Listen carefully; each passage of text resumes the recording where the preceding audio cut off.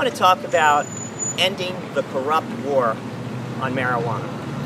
When I say the corrupt war, the illegality of marijuana, the incarceration of 800,000 Americans per year, more than any other crime out there at all, virtually every other crime put together, the disruption of their lives, the ending of funding for college students, the taking taxpayers away from their families for choosing to use this so-called illegal drug, this arbitrarily illegal drug, I feel is the largest civil rights violation of our times.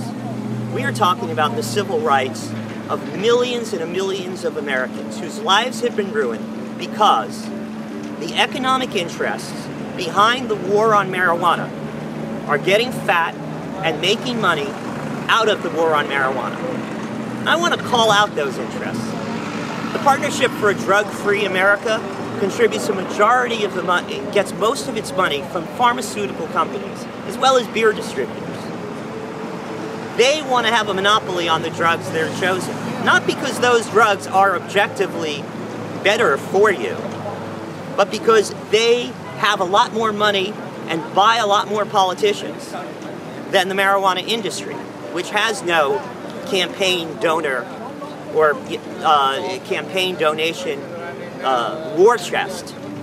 Who's that war chest being used against? It's being used against us. And I want to talk about the prison industrial complex, the privatized prisons and the prison guard unions, which spent millions of dollars in California alone to argue against legal marijuana in this state.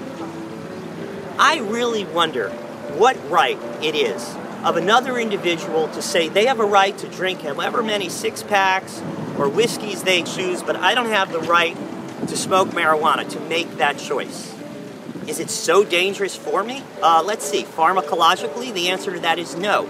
The number of deaths attributed to marijuana usage each year in the United States is 0. The number of deaths attributed to tobacco, the legal drug, hundreds of thousands. Alcohol, tens of thousands. Alcohol, enormous. Virtually all domestic violence, as well as most child abuse, occurs under the influence of that nefarious legal drug, alcohol. How much of it occurs under the influence of marijuana? Virtually none. So why is one drug legal and the other drug illegal? Why are we having drug searches for marijuana and drug dogs and lives ruined and people put on probation and parole for marijuana? Because of the economic interest behind keeping it illegal and the corruption of our society. A number of people say, oh, it's a small crime, most people don't suffer because of it. That's bullshit. That's putting your head in the sand and hoping it doesn't come around to you. A lot of people say, oh, it's a small crime, most people don't suffer for it. That's most people with money for a lawyer, perhaps most white people. People of color are discriminatedly searched and seized. Their lives are ruined. They lose college aid.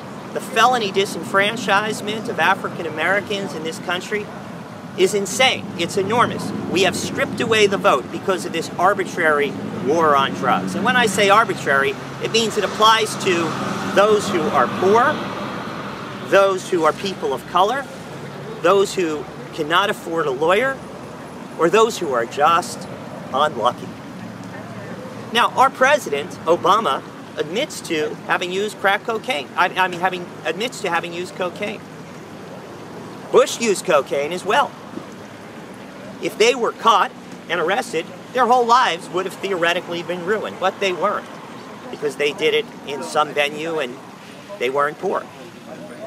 So, the question is, what does the war on marijuana and the war on drugs get us? And what it gets us is the largest incarceration rate anywhere in the world, and misery and civil rights violations for millions of people, and our constitutional rights violated for virtually every American, as well as the empowerment of a police state. The war on marijuana needs to end. I support full legalization on a federal level immediately, and state legalization, state by state, as soon as possible.